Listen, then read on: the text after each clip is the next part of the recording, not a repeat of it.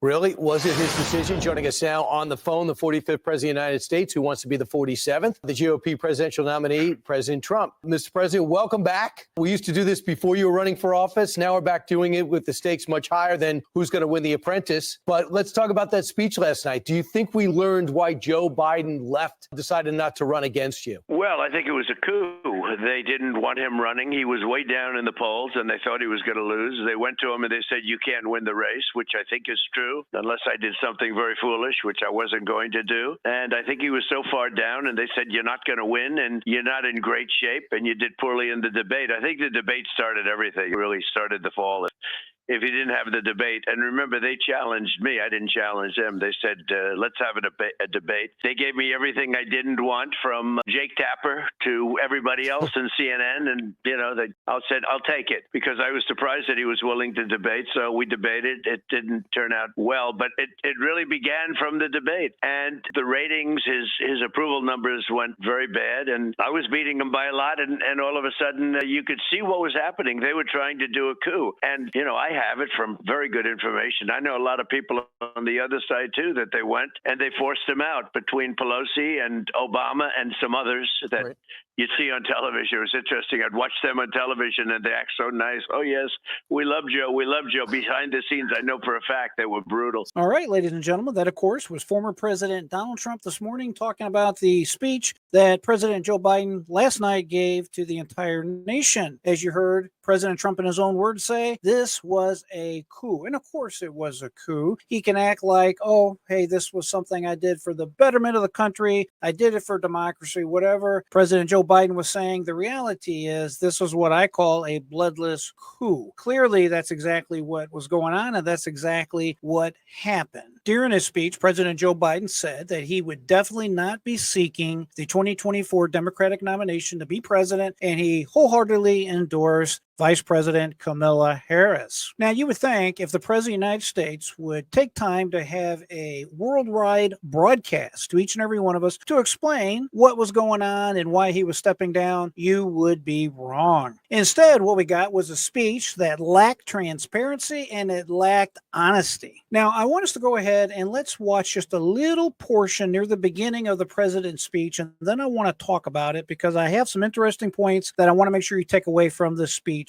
My fellow Americans, I'm speaking to you tonight from behind the resolute desk in the Oval Office. In this sacred space, I'm surrounded by portraits of extraordinary American presidents. Thomas Jefferson wrote the immortal words that guide this nation. George Washington showed us presidents are not kings. Abraham Lincoln, who implored us to reject malice. Franklin Roosevelt, who inspired us to reject fear. I revere this office, but I love my country more. It's been the honor of my life to serve as your president. But in the defense of democracy, which is at stake, I think is more important than any title. I draw strength and I find joy in working for the American people. But this sacred task of perfecting our union is not about me. It's about you, your families, your futures. It's about we, the people. We can never forget that, and I never have. I've made it clear that I believe America is at an inflection point. One of those rare moments in history when the decisions we make now determine our fate of our nation and the world for decades to come. America's going to have to choose between moving forward or backward. Now, if you're thinking that President Biden looks kind of weak, he looks like he's disoriented,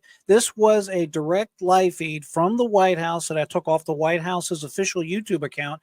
And you would be right. He definitely come across as very soft-spoken, very weak. He's definitely a man, unfortunately, that is very sick. If what I have reported before, that Joe Biden is going to have to step away because of health issues, is correct, she's going to be sworn in as the next president of the United States. I sincerely hope that I am wrong, and each and every one of us need to pray for Joe Biden and his health so he can at least finish up his term until January of next year, when hopefully President Donald Trump can become the next president of the United States. Now, I want to talk specifically about that small segment we just listened to of President Biden's address. Now, I want to quote him. President Biden said, "It's been the honor of my life to serve as your president, but in defense of democracy, which is at stake, I think it's more important important than any title. Well, okay, Mr. President, what does that even mean? How exactly is stepping down defending democracy? And why not address the real issues? Issues like your health. What's going on with your health? Can you serve another 6 months? Why do you think you can serve another 6 months? If you think you're fit enough to serve another 6 months, then why can you not continue to run for president? Now, Mr. Biden also said, and I want to make sure I quote him here, I've made it clear that I believe America is at an inflection point, one of those rare moments in history when the decisions we make now will determine our fate of our nation and the world for decades to come. Well, folks, this sounds like more rhetorical talk from our president with very little substance. As I said earlier, what really has happened is President Joe Biden was forced out in what I call a bloodless coup. The Democratic power brokers decided they did not want him to continue his run for president. And you might think that they pushed him out because of his obvious health issues, especially after that disastrous debate with President Donald Trump. But you would be wrong. Once again, it has nothing to do with his health. It has everything to do with that after that debate, they can no longer hide what is going on with President Joe Biden. It's in plain sight. Everybody can see it. And his poll numbers went in the tank. And they are not going to take any chance to lose power. These Democrats will do everything they can to hold on to power. And that includes going against the will of the people and essentially disregarding 14 million Americans who wanted Joe Biden to be the Democratic nominee for president for 2024. This speech was filled with democracy and the importance of democracy. Yet Democrats, who are always front and center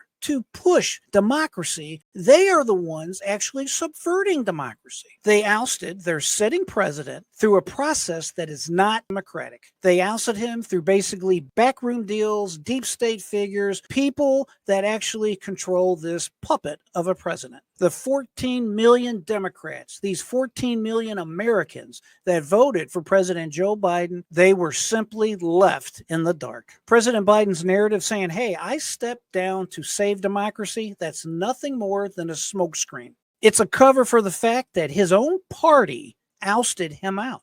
His own party decided he was no longer fit to be their nominee. And it had nothing to do with democracy. It had nothing to do with any type of noble call to save democracy. The reality, my friends, is that the Democrats, the Democratic puppet masters, could not and would not take the chance of losing their grip on power with a candidate that is clearly in decline. And most importantly, his poll numbers were in the tank and they would not stick by their man. So when you think back to Joe Biden's speech he gave last night, remember, this is more than a carefully crafted attempt to rewrite exactly what is going on, to rewrite history, if you will. It is a carefully crafted narrative to hide the truth. Despite the Democrats' talk about democracy, their actions show something else. Just remember this has nothing to do with stepping aside for the greater good. It only has to do with their hold on power. It only has to do with their continued hold on power at all costs, I might add. And we, the American people, deserve the truth, not some type of political spin, some type of political nonsense. We deserve more than lies, Mr. President and the Democratic Party. You need to change your ways and you need to tell us the truth. What do you think, my friends? You disagree? Do you agree with me? Please put in the comments below. I always appreciate when you take time to join me to hear what I have to say. Appreciate each and every one of you. I always like to say, keep that mind free, never give up. And until next time, my friends, I am J.R. Dukes.